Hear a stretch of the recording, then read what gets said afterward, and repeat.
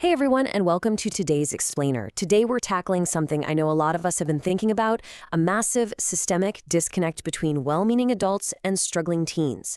We're going to dive into a really eye-opening investigation called the Gap Report. We'll explore what teenagers are actually saying to each other behind closed doors, why they're actively rejecting our responses, and the real knowledge they literally crave. So let's jump right in and figure out how we can bridge this generational trust gap. To kick things off, let's start with this jarringly honest quote from an anonymous teen on Reddit. "You don't know anyone more than they know themselves." Ouch, right? But it perfectly captures the core issue. We adults often brush off teenage frustration as just like angst or a moody developmental phase. But the data shows they aren't just being dramatic. They are reporting literal communication failures. They're trying to talk to us, and they are finding the channel completely closed. So that brings us to the big question. Why? Why are teenagers actively rejecting the help that parents, teachers, and institutions are trying to offer? And more importantly, how do we actually rebuild that trust? To answer this, we kind of need to step away from traditional clinical research for a minute and dive directly into the digital spaces where teens actually speak their minds. We need to shift from lecturing them to having an authentic dialogue. Section 1. The hidden conversation, where teens actually speak. Okay, let's talk platforms. When we break down where teens are spending their time, the contrast is stark. An Adobe study showed only 33% of Gen Z uses Facebook regularly, compared to a massive 80% on TikTok. But here's the catch. TikTok is mostly just for consumption and entertainment. When teens want to get real and talk honestly, they aren't on Facebook. They retreat to anonymous forums, places like Reddit, specifically subreddits like r/teenagers or r/advice for teens, or they hang out in niche Discord servers. Think of these digital spaces as the modern equivalent of hanging out behind the bleachers after school. It's their turf. So what are they saying on their turf? Well, when researchers dug into these hidden spaces, they found 5 core complaints popping up over and over again. 1, nobody actually listens to them. They feel totally dismissed. 2, schools preparing them for a world that honestly doesn't really exist anymore. 3, the future feels completely rigged. 4, they feel trapped in social media. And 5, their very real problems are constantly invalidated by adults.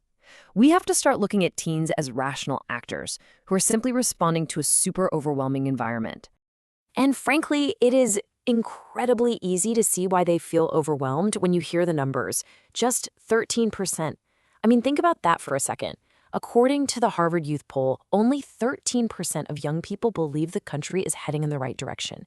Dr. Jean Tweng's research backs this up too, showing a sharp rise in teens feeling like they just can't do anything right. They're looking around, watching housing prices skyrocket, seeing AI threaten future jobs, and they are dealing with immense economic and existential dread. So when an adult just waves away their anxiety, it completely ignores the staggering reality. Section 2.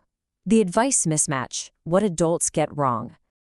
Let's consider probably the most common advice handed out today. Just go to therapy. Now, the adult's intention here is good, right? Offer a helpful solution. But in forum after forum, teens report that this actually feels like a conversation ender. What they hear is, "Your pain is way too complicated for me. You're someone else's problem now." They aren't rejecting therapy itself, they're rejecting the reflexive way adults use it as a quick way to shut down a really heavy conversation. Or how about this classic reflex? Just wait until you're an adult, it gets worse. Yikes. Adults usually say this trying to, provide some perspective, but the teen reception, entirely negative. One user on the r/schools subreddit pointed out that this attitude is deeply harmful. It completely diminishes their current lived experience and actively cranks up their anxiety about the future. It basically tells them, your pain right now doesn't matter, and oh, by the way, your future is totally doomed. It's a complete communication breakdown. And then there's the phone. Oh, the phone. Adults absolutely love to say, just put the phone down. But researcher Jonathan Haidt identifies this as a collective action trap. Teens aren't glued to social media just because they love it. They're on it because opting out literally means opting out of social existence entirely. It's a massive structural design problem. So when an adult treats this incredibly complex trap as just a simple issue of personal discipline, the teenager instantly realizes you fundamentally misunderstand their reality. The big takeaway here is that our default scripts are totally broken. Consider a mental "don't say this" list. If you say, "I know exactly what you're going through," well, to them, that lacks credibility. You didn't grow up with a portal to the universe in your pocket. The generational gap is real, and the teen just tunes out. If you say, "You'll understand when you're older," you're dismissing their current intelligence, so they just stop asking you questions entirely. And calling their struggles just a phase, that makes them conclude their experience doesn't even matter. These standard adult phrases reliably, 100% of the time, slam the door on communication. Section 3. The real knowledge gap. What they actually want. I absolutely love this profound quote from a Gen Z writer on LinkedIn. "We don't lack advice, we lack dialogue." Hit the nail on the head, right? This generation is literally swimming in information. They can Google any fact in 3 seconds flat. What they are starved for is interpretation. They don't want a top-down lecture from some authority figure.